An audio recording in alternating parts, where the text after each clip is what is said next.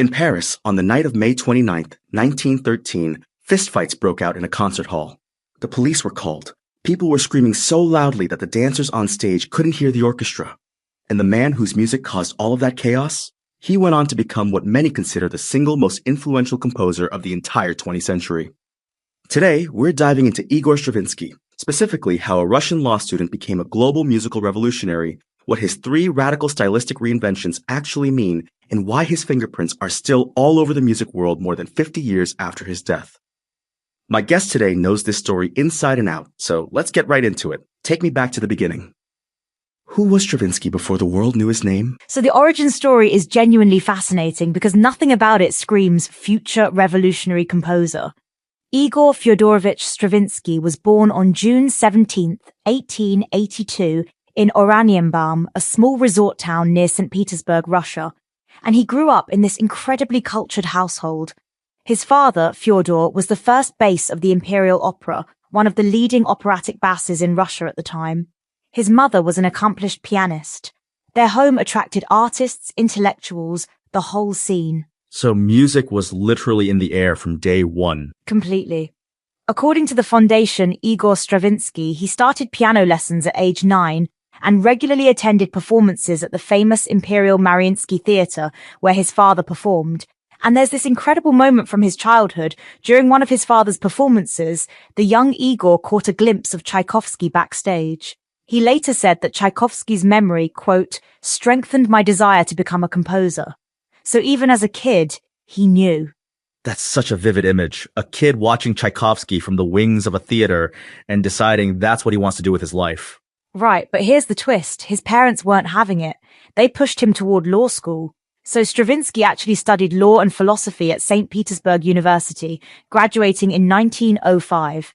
Music was essentially a side project at that point. Wait, so the most influential composer of the 20th century was technically a law student? Technically, yes. But while he was at university, he befriended Vladimir Rimsky-Korsakov, the youngest son of the famous composer Nikolai Rimsky-Korsakov. Through that friendship, Igor got to show his compositions to the master himself. And Rimsky-Korsakov was impressed enough to take him on as a private pupil, teaching him harmony and counterpoint until Rimsky-Korsakov's death in 1908. And didn't Rimsky-Korsakov actually advise him against going to a formal conservatory? That seems like a pretty unconventional move for a music teacher. He did, and I think that's one of the most underrated decisions in music history. According to Britannica, Rimsky-Korsakov was sufficiently impressed by Stravinsky's talent that he took him as a private pupil while specifically advising him not to enter the conservatory for conventional academic training. And when you think about what Stravinsky went on to do, breaking every harmonic and rhythmic rule in the book, you have to wonder if that unconventional path is exactly why he could do it. He wasn't conditioned by the institution. That's a really interesting angle. The guy who rewrote the rules never fully learned them in the traditional way. Exactly. And then in 1909, everything changed. Sergei Diaghilev, the director of the ballets Russes, discovered Stravinsky's early compositions, specifically pieces called Scherzo Fantastique and Fireworks. He was so impressed that he brought Stravinsky into his orbit, and that partnership would define the next 2 decades of Stravinsky's life. Okay, so for people who aren't deep into classical music history, what was the Ballets Russes and why does it matter so much? So the Ballet Russe was this itinerant ballet company that Diaghilev founded, and it premiered in Paris in May 1909. According to Wikipedia, it's widely regarded as the most influential ballet company of the 20th century. And the reason is that Diaghilev didn't just hire dancers, he assembled the absolute cutting edge of every art form.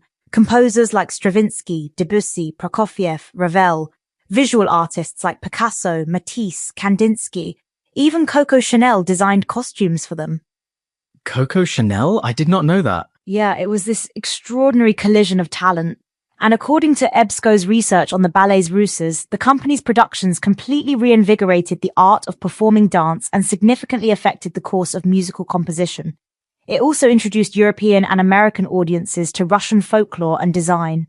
The whole thing was a cultural earthquake. And here's something that I find kind of ironic. The Ballets Russes, this company that was essentially exporting Russian culture to the world, never actually performed in Russia because of the revolution. That's exactly right. And it's a wild detail.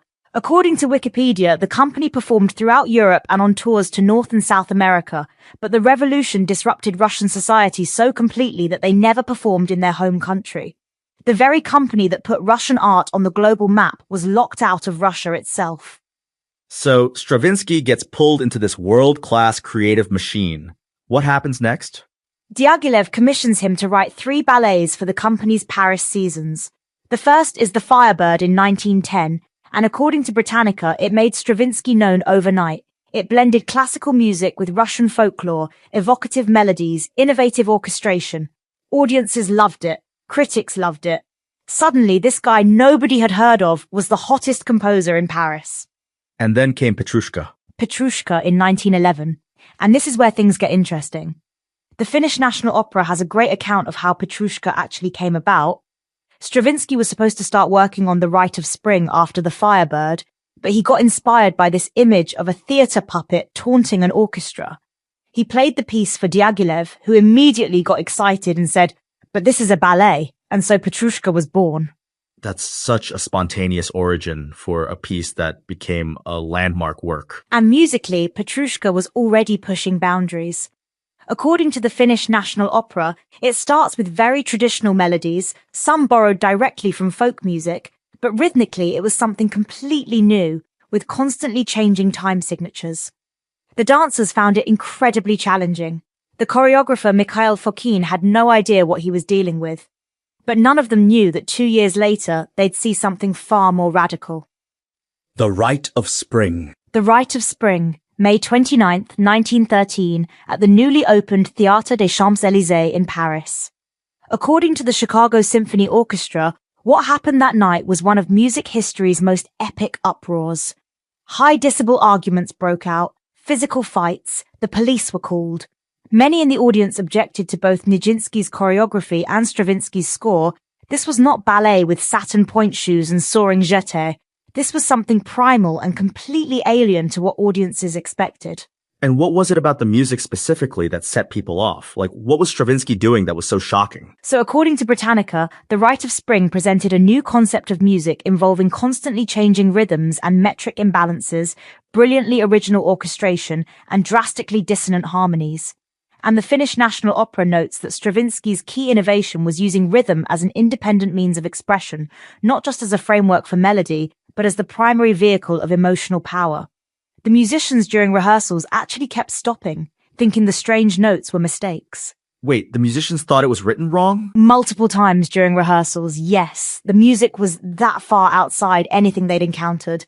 And yet, and this is the reframe that I think is really important, Pierre Boulez, one of the most significant composers of the 20th century, later called The Rite of Spring the, quote, birth certificate of 20th century contemporary music.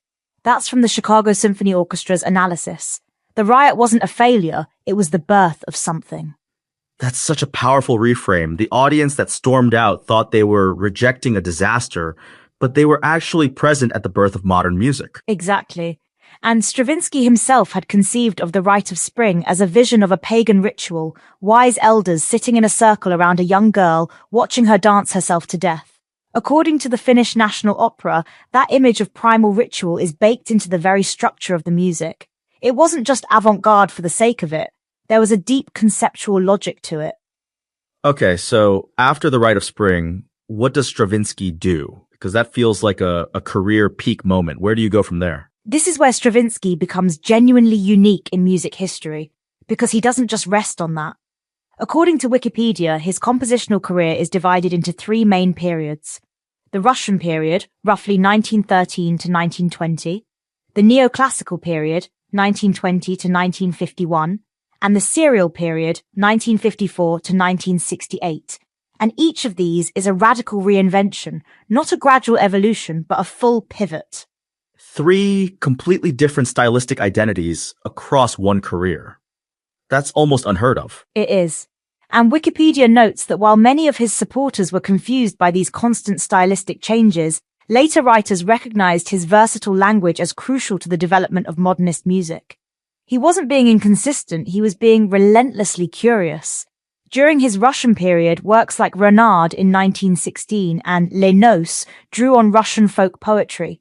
L'Histoire du Soldat from 1918 integrated folk elements with popular forms like the tango, waltz, and ragtime. So he was already mixing classical with popular forms even back then. Way ahead of his time on that. Then in the neoclassical period, he pivots completely, going back to the forms and techniques of the classical era. Works like the Octet from 1923 use sonata form. He writes pieces based on Greek mythological themes. Apollon Musaget in 1927, Oedipus Rex in 1927, Persephone in 1935. It's almost like he's having a conversation with the entire history of Western music. And then the serial period, that's the 12-tone technique, right? Which is associated with Schoenberg, who was kind of Stravinsky's rival. That's a great point, and it's a fascinating tension. According to Wikipedia, in his serial period, Stravinsky turned toward compositional techniques from the Second Viennese School, specifically Arnold Schoenberg's 12-tone technique. In Memoriam, Dylan Thomas from 1954 was his first composition fully based on the technique, and Canticum Sacrum in 1956 was his first piece based on a tone row. The man who had been seen as Schoenberg's great rival essentially adopted his rival's method in his 70s. That takes a certain kind of intellectual humility, or maybe just relentless curiosity, to do that at that stage of your career. And here's the detail that really gets me. His last major work was the Requiem Canticles, composed in 1966. According to Wikipedia, it was performed at his own funeral in 1971. He essentially composed his own farewell. There's something both haunting and deeply poetic about that. That's extraordinary. He kept creating until the very end. According to Britannica, he suffered from tuberculosis in the 1930s and had a stroke in 1956, but he continued full-scale creative work until 1966. He died from heart failure in New York City in 1971 at the age of 88. The man was composing through illness, through exile, through personal tragedy. His eldest daughter died in 1938, his first wife Kathryn in 1939, his mother also in 1939. He lost 3 people in 2 years and kept working. That's a level of dedication that's hard to even comprehend. And speaking of personal life, he actually married his cousin, right? He did. According to the foundation Igor Stravinsky, he married his cousin Catherine Nosenko in 1906. They'd known each other since childhood and shared many interests. Catherine was a fine musician herself. She read and faithfully copied his scores. Then, after her death in 1939, he married Vera de Bosset in 1940. Let's talk about the actual musical impact, because that's the part that really puts the scale of this in perspective. Who did Stravinsky actually influence? The list is staggering. According to Wikipedia, his revolutionary ideas influenced composers as diverse as Aaron Copland, Philip Glass, Bela Bartok, and Pierre Boulez, all of them challenged to innovate in areas beyond tonality, especially rhythm and musical form. And that's just the names Wikipedia highlights. The reach goes much further. Philip Glass is interesting to me there because minimalism feels so different from what Stravinsky was doing. How does that connection work? That's exactly the right question to ask, and it's addressed in Jonathan Cross's book, The Stravinsky Legacy, published by Cambridge University Press. According to a JSTOR review of that book, Cross traces how defining aspects of Stravinsky's style, specifically his block forms, structural rhythms, and ritualism, found their way into the works of later composers. And one of the chapters specifically examines Stravinsky's impact on American and European minimalists. The connection is through rhythm as structure, not melody. So it's not that Glass sounds like Stravinsky, it's that Glass inherited a way of thinking about rhythm that Stravinsky pioneered. Precisely.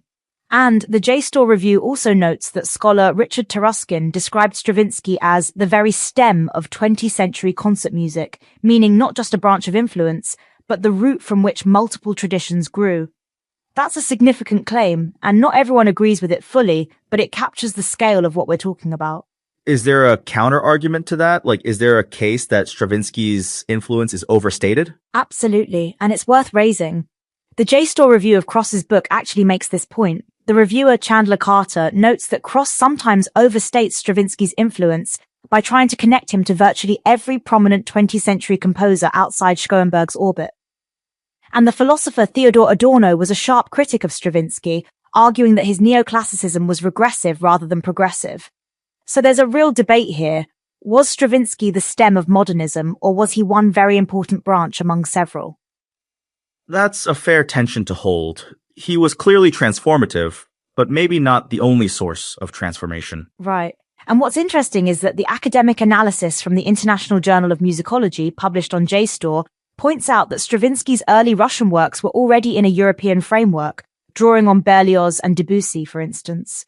So even his most Russian period was in dialogue with broader Western traditions. He was always synthesizing, always in conversation with what came before. And that synthesis is also what made him so hard to pin down stylistically. He kept absorbing new influences and transforming them. Exactly. And a 2022 academic paper published in Art and Design Review by Junxiang Liu from the Queensland Conservatorium specifically analysed the Rite of Spring's influence on both 20th century Western music and contemporary world music. The paper argues that the Rite of Spring had a significant impact not just on Western classical music, but on modern and contemporary world music more broadly, making it a genuinely global influence, not just a European one. That's the global part of the story that I think gets underplayed. We talk about Stravinsky as a European modernist, but his reach went way beyond that. And it's worth noting that Stravinsky himself was a genuinely global figure by the end of his life. According to Wikipedia, he was born Russian, became a French citizen in 1934, and then an American citizen in 1945.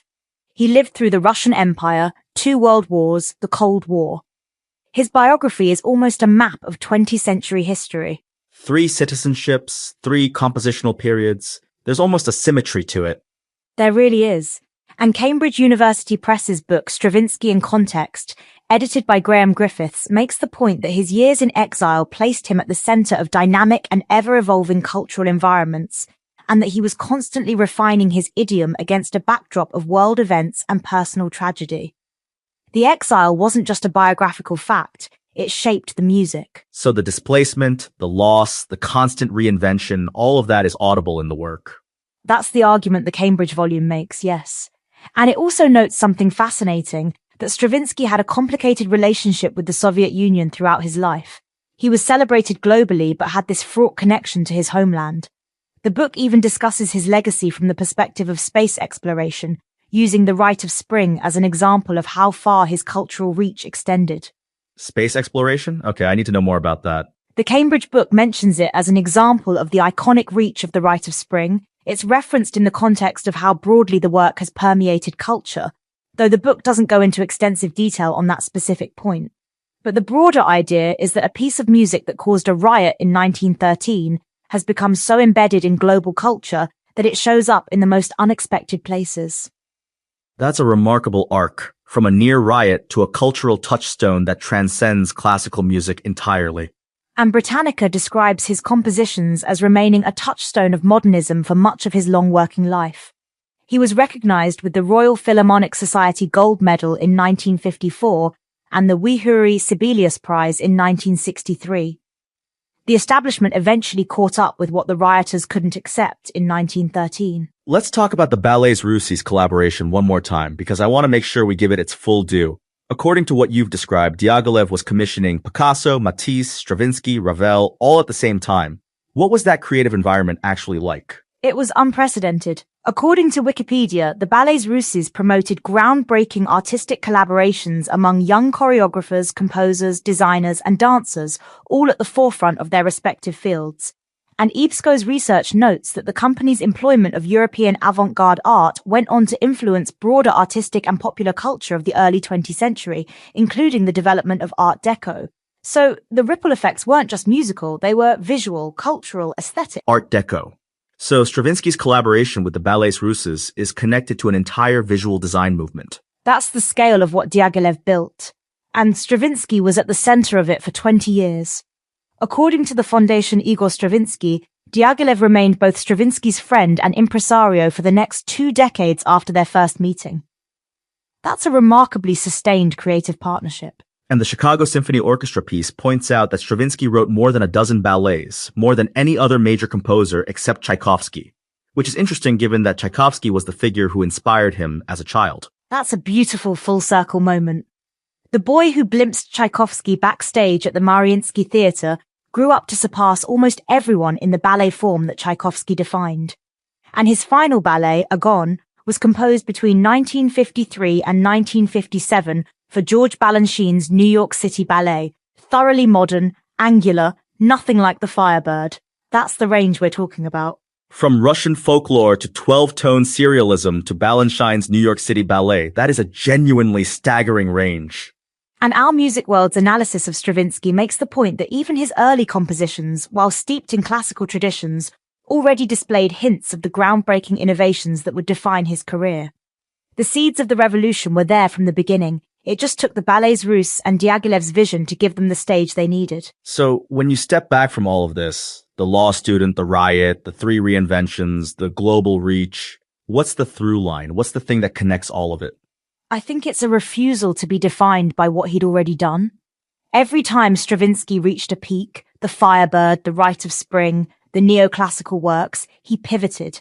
He didn't protect his brand. He kept asking what music could be, not what it had been. And that restlessness is what made him so influential, because every generation of composers after him had to reckon with the fact that he'd already tried everything and kept moving.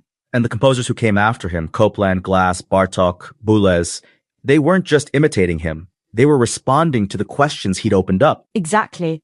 And the JSTOR review of the Stravinsky legacy makes the point that his block forms, structural rhythms, and ritualism became a kind of toolkit that later composers could draw from and transform. He didn't just write great music, he expanded the vocabulary of what music could do. Here's what this really comes down to, I think. Stravinsky's story is a reminder that the things that get rejected most violently in the moment are often the things that end up mattering most. The audience that fought in the aisles at the Rite of Spring in 1913 couldn't hear what they were actually listening to. And that's not unique to Stravinsky, it's a pattern in the history of art. But what makes his case so striking is the scale of the reversal. Pierre Boulez calling the Rite of Spring the birth certificate of 20th century contemporary music, that's not a minor reassessment. That's a complete inversion of the original verdict. And for anyone listening who wants to actually engage with this music, where would you start? What's the entry point? The Firebird is probably the most accessible entry point. It's lush, it's rooted in Russian folklore, it has this incredible narrative sweep. Once you've heard that, Petrushka shows you how quickly Stravinsky was pushing boundaries. And then The Rite of Spring, listen to it knowing what you now know about the riot, about Boulez's birth certificate quote, about the musicians who thought the notes were mistakes. It completely changes the listening experience. Context transforms the listening. That's a great way to put it. And if you want to go deeper into the scholarship, the Cambridge University Press volume Stravinsky in Context, edited by Graham Griffiths, is genuinely accessible. The reviews describe it as suitable for undergraduate and graduate courses, but also for intelligent non-specialist audiences. It covers everything from his childhood in St. Petersburg to his complicated relationship with the Soviet Union to his global legacy. So we've covered a lot of ground today, from a boy watching Tchaikovsky backstage at the Mariinsky, to a law student who became a private pupil of Rimsky-Korsakov, to the composer who caused a riot in Paris and then spent the next 5 decades reinventing himself 3 times over, and whose influence, according to scholars from Cambridge to JSTOR to the Chicago Symphony Orchestra, is still shaping how composers think about rhythm, form, and what music can actually do. And the thing I'd want listeners to take away is that Stravinsky's story isn't just music history, it's a case study in what happens when someone refuses to let their past success define their future work. 3 periods, 3 citizenships, 3 completely different musical identities. And through all of it, a commitment to pushing the boundary of what sound could express. Think about that audience in Paris on May 29th, 1913. They walked into a ballet expecting elegance and got something that felt like a provocation. Some of them fought, some of them walked out. And what they couldn't know, what none of us can ever know in the moment, is that the thing that sounds most wrong right now might be exactly what the next century needs. That's the Stravinsky lesson. The riot was the birth certificate. The riot was the birth certificate. Hello everyone, if you're loving what you're hearing and want to lend a hand, you can drop us a little tip, just $1, $2 or $5 through our special PayPal QR code. It's really simple and your support means the world to us.